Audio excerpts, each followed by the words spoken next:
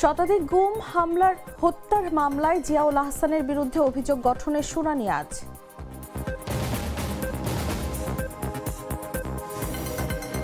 এলপিজির দাম বাড়বে না কমবে জানা যাবে, বিকেলে নতুন মূল্য ঘোষণা করবে বিইআরসি।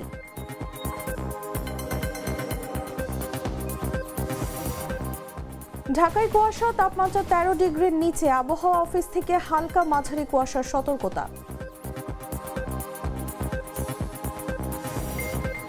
ভেনেজুয়েলায় মার্কিন নিয়ন্ত্রণ, ট্রাম্পের ঘোষণা, মাদুরো আটক, মার্কিন তেল কোম্পানি প্রবেশের পথে।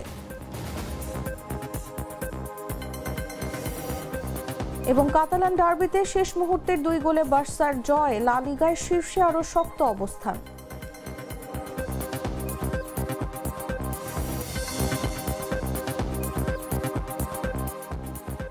এতক্ষণ শুনছিলেন সংবাদ শিরোনাম। দর্শক, আমন্ত্রণ বেলা 11টার সংবাদে, সাথে আছি আমি তাসলিমা তিথি। মশলা বদলে ফেলেছি, এবার আপনিও বদলে ফেলুন। একবার প্রাণ গুঁড়া মশলা ব্যবহার করেই দেখুন। চলে যাচ্ছি পুরো খবরে। আওয়ামী লীগ সরকারের সময় শতাধিক ব্যক্তিকে গুম ও হত্যার অভিযোগে মেজর জেনারেল অবসরপ্রাপ্ত জিয়াউল আহসানের বিরুদ্ধে আনুষ্ঠানিক অভিযোগ গঠনের শুনানি আজ অনুষ্ঠিত হবে। রোববার ট্রাইব্যুনাল 1-এর চেয়ারম্যান বিচারপতি মোহাম্মদ গোলাম মর্তুজা মজুমদারের নেতৃত্বাধীন 3 সদস্যের আন্তর্জাতিক অপরাধ ট্রাইব্যুনালের প্যানেলে এ সংক্রান্ত আদেশ দেওয়ার কথা রয়েছে। ট্রাইব্যুনালের অন্য 2 সদস্য হলেন বিচারপতি মোহাম্মদ শফিউল আলম মাহমুদ এবং বিচারক মোহাম্মদ মহিতুল হক এনাম চৌধুরী। এর আগে জিয়াউল আহসানকে গ্রেফতার দেখিয়ে কারাগারে পাঠানো হয়েছিল। গত 17 ডিসেম্বর প্রসিকিউশন 3টি অভিযোগ দাখিল করে। ট্রাইব্যুনাল অভিযোগ গ্রহণের নির্দেশ দিয়ে 21 ডিসেম্বর তাকে হাজিরের আদেশ দেন।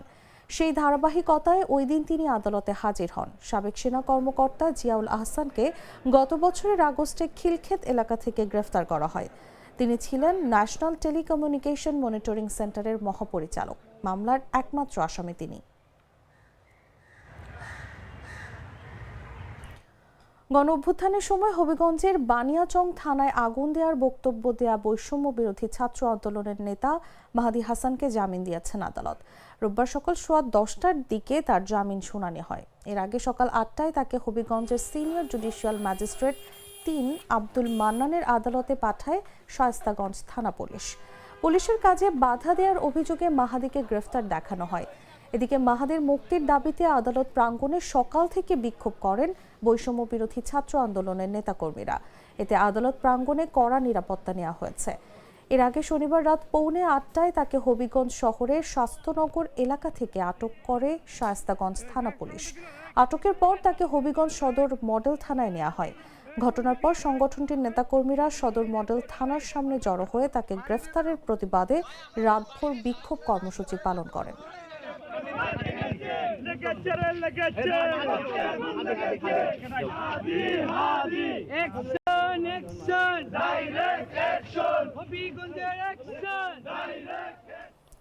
চলতি জানুয়ারি মাসে তরলীকৃত পেট্রোলিয়াম গ্যাসের দাম বাড়বে না কমবে তা জানা যাবে আজ। 1 মাসের জন্য এলপিজির নতুন দাম ঘোষণা করা হবে। বাংলাদেশ এনার্জি রেগুলেটরি কমিশনের এক বিজ্ঞপ্তিতে তথ্য জানানো হয়েছে। এতে বলা হয়, সৌদি আরামকো ঘোষিত জানুয়ারি মাসের সৌদি সিপি অনুযায়ী বেসরকারি এলপিজির এই দাম সমন্বয় করা হবে। বিকেল 3টায় এক সংবাদ সম্মেলনের মাধ্যমে এই নির্দেশনা জনসাধারণের সামনে প্রকাশ করা হবে। এর আগে ডিসেম্বর মাসে গ্রাহক পর্যায়ে প্রতি 12 কেজি সিলিন্ডারের দাম নির্ধারণ করা হয়েছিল 1253 টাকা। এছাড়া 12.5 কেজির এলপিজি সিলিন্ডার 1305 টাকা, 15 কেজির 1566 টাকা, 16 কেজির 1671 টাকা, 18 কেজির 1880 টাকা, 20 কেজির 2088 টাকা, 22 কেজির 2298 টাকা, 25 কেজির 2610 টাকা, 30 কেজির 3133 টাকা, 33 কেজির 3446 টাকা, 35 কেজির 3654 টাকা এবং 45 কেজির সিলিন্ডারের দাম 4699 টাকা নির্ধারণ করা হয়েছিল। তবে ডিসেম্বরের শেষ সপ্তাহে এলপিজির দাম এ যাবৎকালে সব রেকর্ড ছাড়িয়েছে। কোনো ঘোষণা ছাড়াই 1253 টাকার এলপিজি 1800 থেকে 2000 টাকায় বিক্রি হয়েছে। ব্যবসায়ীরা বলছেন, এলসি জটিলতার কারণে সরবরাহ কম থাকায় দাম এভাবে বেড়েছে।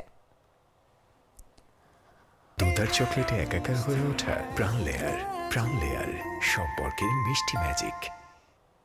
সকাল থেকেই কুয়াশায় ঢেকে আছে ঢাকা, মেলেনি সূর্যের দেখা। এদিকে আবহাওয়া অধিদপ্তর জানিয়েছে আজ ঢাকা ও পার্শ্ববর্তী এলাকার আকাশ অস্থায়ীভাবে মেঘলা থাকতে পারে। এই সময় হালকা থেকে মাঝারি কুয়াশা পড়তে পারে। রোববার সকাল 7টা থেকে পরবর্তী 6 ঘন্টার ঢাকা ও পার্শ্ববর্তী এলাকার আবহাওয়ার পূর্বাভাসে এই তথ্য জানানো হয়েছে। এতে জানানো হয় আজ সকাল 6টার সময় ঢাকার তাপমাত্রা রেকর্ড করা হয়েছে 12.5 ডিগ্রি সেলসিয়াস। একই সঙ্গে বাতাসে আর্দ্রতা ছিল 97%। এছাড়া উত্তর ও উত্তর পশ্চিম দিক থেকে ঘন্টায় 5 থেকে 12 কিলোমিটার বেগে বাতাস বয়ে যেতে পারে।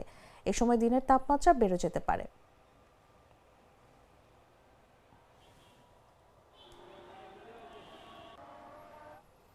এদিকে ঘন কুয়াশার কারণে দেশের দক্ষিণ ও পশ্চিমাঞ্চলের অন্যতম ব্যস্ত নৌপথ পাটুরিয়া দৌলতদিয়ায় ফেরি চলাচল সাময়িকভাবে বন্ধ ঘোষণা করেছে কর্তৃপক্ষ। দুর্ঘটনার ঝুঁকি এড়াতে শনিবার রাত 11:30টা থেকে এই সিদ্ধান্ত নেওয়া হয়। কুয়াশার তীব্রতার কারণে নদীপথে দৃশ্যমানতা কমে যাওয়ায় সব ধরনের ফেরি চলাচল বন্ধ রাখা হয়েছে। এ সময় মাঝ নদীতে একটি ফেরি আটকে পড়ে। বিআরডব্লিউটিসি আরিচা আঞ্চলিক কার্যালয়ের উপমহাব্যবস্থাপক আব্দুস সালাম বিষয়টি নিশ্চিত করে জানান, ঘন কুয়াশার কারণে পাটুরিয়া দৌলতদিয়া নৌরুটে ফেরি চলাচল বন্ধ রাখা হয়েছে। তিনি আরও জানান, নিরাপত্তার স্বার্থে পাটুরিয়া ঘাটের 3 নম্বর ঘাটে 3টি এবং 4 নম্বর ঘাটে 2টি ফেরি নোঙর করে রাখা হয়েছে। অপরদিকে দৌলতদিয়া প্রান্তের 7 নম্বর ঘাটে 3টি এবং 4 নম্বর ঘাটে একটি ফেরি নোঙর অবস্থায় রয়েছে। কুয়াশার পরিস্থিতি স্বাভাবিক হলে ফেরি চলাচল পুনরায় চালু করা হবে বলে জানিয়েছে কর্তৃপক্ষ।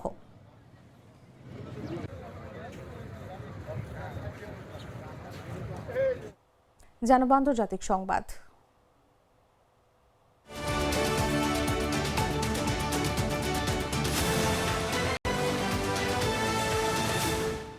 ভেনেজুয়েলার প্রেসিডেন্ট নিকোলাস মাদুরোকে আটক করার পর দেশটি সাময়িকভাবে যুক্তরাষ্ট্র পরিচালনা করবে এমন ঘোষণা দিয়েছেন মার্কিন প্রেসিডেন্ট ডোনাল্ড ট্রাম্প। শনিবার এক সংবাদ সম্মেলনে তিনি বলেন, নিরাপদ ও সুশৃঙ্খল রাজনৈতিক রূপান্তর সম্পন্ন না হওয়া পর্যন্ত ভেনেজুয়েলার দায়িত্ব যুক্তরাষ্ট্রের হাতেই থাকবে। ট্রাম্পের ভাষ্য, আমরা চাই না নতুন কেউ ক্ষমতায় এসে আগের মতো পরিস্থিতি তৈরি করুক। তাই নিরাপদ, সঠিক ও বিচক্ষণ একটি রূপান্তর নিশ্চিত না হওয়া পর্যন্ত যুক্তরাষ্ট্র দেশটি পরিচালনা করবে। এর কয়েক ঘন্টা আগেই যুক্তরাষ্ট্রের সামরিক বাহিনী ভেনেজুয়েলার রাজধানী কারাকাসে ব্যাপক অভিযান চালিয়ে প্রেসিডেন্ট মাদুরো ও তার স্ত্রী সিলিয়া ফ্লোরেসকে আটক করে। পরে মাদুরোকে বহনকারী একটি বিমান নিউ ইয়র্ক অঙ্গরাজ্যের স্টুয়ার্ট আন্তর্জাতিক বিমানবন্দরে অবতরণ করে। মার্কিন গণমাধ্যমের ফুটেজে দেখা যায়, সেখান থেকে তাকে যুক্তরাষ্ট্রের কর্মকর্তারা হেফাজতে নিয়ে যান।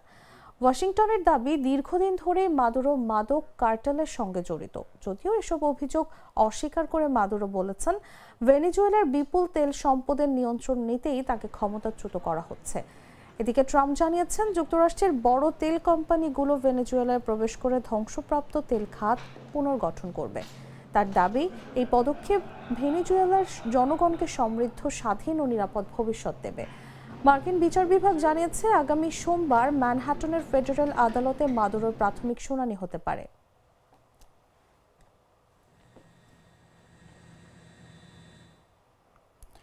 যুক্তরাষ্ট্রের হাতে ভেনেজুয়েলার প্রেসিডেন্ট নিকোলাস মাদুরো বন্দী হওয়ার পর দেশটির অন্তর্বর্তী প্রেসিডেন্ট হচ্ছেন ভাইস প্রেসিডেন্ট ডেলসি রদ্রিগেজ। তাকে অন্তর্বর্তী রাষ্ট্রপ্রধান হিসেবে দায়িত্ব নিতে নির্দেশ দিয়েছেন ভেনেজুয়েলার সর্বোচ্চ আদালত। শনিবার ভেনেজুয়েলান সুপ্রিম কোর্টের সাংবিধানিক বেঞ্চ এক আদেশে জানান, প্রেসিডেন্ট মাদুরোর অনুপস্থিতিতে প্রশাসনিক ধারাবাহিকতা এবং দেশের সার্বিক প্রতিরক্ষা নিশ্চিত করতে ডেলসি রদ্রিগেজ অস্থায়ী প্রেসিডেন্টের দায়িত্ব পালন করবেন। আদালতের রায়ে বলা হয়, বলিভারিয়ান প্রজাতন্ত্র ভেনেজুয়েলার রাষ্ট্রপ্রধানের দায়িত্ব গ্রহণ করে রদ্রিগেজ রাষ্ট্রের প্রশাসনিক কার্যক্রম অব্যাহত রাখা এবং জাতীয় সার্বভৌমত্ব রক্ষায় ভূমিকা রাখবেন। একই সঙ্গে আদালত জানান, প্রেসিডেন্টের জোরপূর্বক অনুপস্থিতির প্রেক্ষাপটে রাষ্ট্র পরিচালনা, সরকার পরিচালনার ধারাবাহিকতা এবং সার্বভৌমত্ব রক্ষায় কোনো আইনগত কাঠামো প্রযোজ্য হবে সে বিষয়ে বিস্তারিত আলোচনা করা হবে। এর আগে শুক্রবার রাতে ভেনেজুয়েলায় হামলা চালিয়ে প্রেসিডেন্ট নিকোলাস মাদুরোকে বন্দী করে মার্কিন বাহিনী। ভেনেজুয়েলা সরকারের পক্ষ থেকে এই ঘটনাকে দেশের সার্বভৌমত্বের উপর সরাসরি আঘাত হিসেবে উল্লেখ করা হয়েছে। Nosotros rendimos un informe también al presidente Mujica sobre las amenazas inminentes. ভেনেজুয়েলায় যুক্তরাষ্ট্রের সামরিক হামলা এবং প্রেসিডেন্ট নিকোলাস মাদুরোকে বন্দী করার ঘটনাকে সরাসরি আন্তর্জাতিক আইনের লঙ্ঘন বলে মন্তব্য করেছেন নিউ ইয়র্ক সিটির মেয়র জোহরান মামদানি। রোববার সামাজিক যোগাযোগ মাধ্যম এক্সে দেয়া এক পোস্টে তিনি বলেন, ভেনেজুয়েলার প্রেসিডেন্ট নিকোলাস মাদুরো এবং তার স্ত্রীকে মার্কিন বাহিনী আটক করে নিউ ইয়র্কে ফেডারেল হেফাজতে নেওয়ার পরিকল্পনা সম্পর্কে তাকে অবহিত করা হয়েছে। মামদানি বলেন, একটি সার্বভৌম রাষ্ট্রের উপর একতরফা সামরিক হামলা যুদ্ধের শামিল এবং এটি যুক্তরাষ্ট্রের ফেডারেল আইন ও আন্তর্জাতিক আইনের স্পষ্ট লঙ্ঘন। তিনি আরও বলেন, এই প্রকাশ্যভাবে সরকার পরিবর্তনের চেষ্টা শুধু বিদেশের মানুষের উপর প্রভাব ফেলছে না, এর সরাসরি প্রভাব পড়ছে নিউ ইয়র্কবাসীর ওপরও। বিশেষ করে নিউ ইয়র্কে বসবাসরত হাজার হাজার ভেনেজুয়েলান অভিবাসী এই পরিস্থিতিতে উদ্বেগের মধ্যে রয়েছেন। মেয়র মামদানি বলেন, তার প্রধান অগ্রাধিকার নিউ ইয়র্কে বসবাসকারী ভেনেজুয়েলানদের নিরাপত্তা নিশ্চিত করা, পাশাপাশি শহরের সব বাসিন্দার সুরক্ষা বজায় রাখা। পরিস্থিতি নিবিড়ভাবে পর্যবেক্ষণ করা হচ্ছে এবং প্রয়োজন অনুযায়ী দিক নির্দেশনা দেওয়া হবে বলেও তিনি জানান।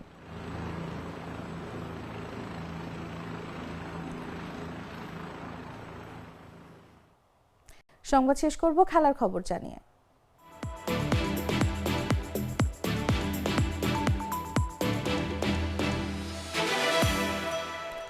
বার্সেলোনা কাতালান ডার্বিতে শেষ মুহূর্তের দুই গুরুত্বপূর্ণ গোলের সাহায্যে এসপানিওলকে 2-0 গোলে হারিয়েছে।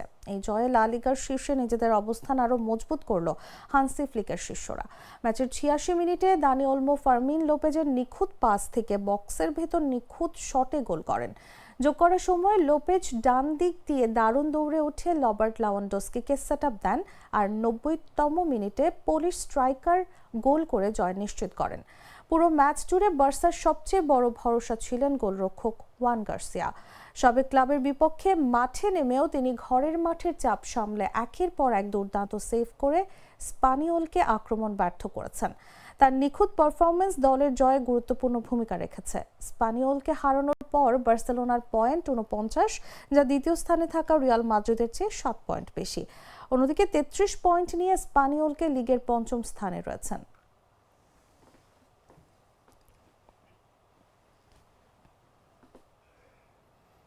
দর্শক, সংবাদ শেষ করার আগে শিরোনামগুলো জানিয়ে দিচ্ছি আরও একবার।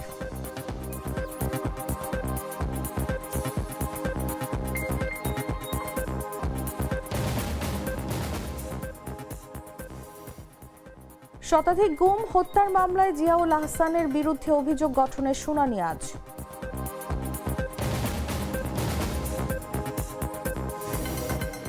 এলপিজির দাম বাড়বে না কমবে জানা যাবে, বিকেলে নতুন মূল্য ঘোষণা করবে বিইআরসি।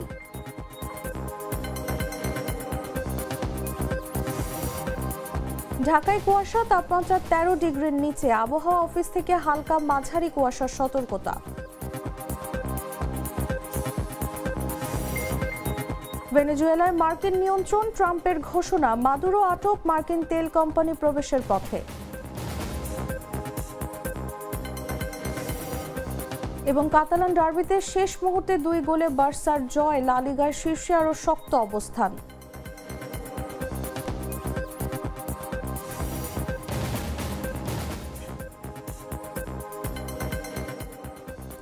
দর্শক, এই ছিল এখনকার মতো। এরপর দেখবেন দুপুর 1টা নিউজ। প্রতি মুহূর্তের সর্বশেষ খবর জানতে ভিজিট করুন jagonews24.com। ফলো করুন আমাদের ভেরিফাইড ফেসবুক পেজ এবং সাবস্ক্রাইব করুন জাগো নিউজের ইউটিউব চ্যানেল। ধন্যবাদ সবাইকে।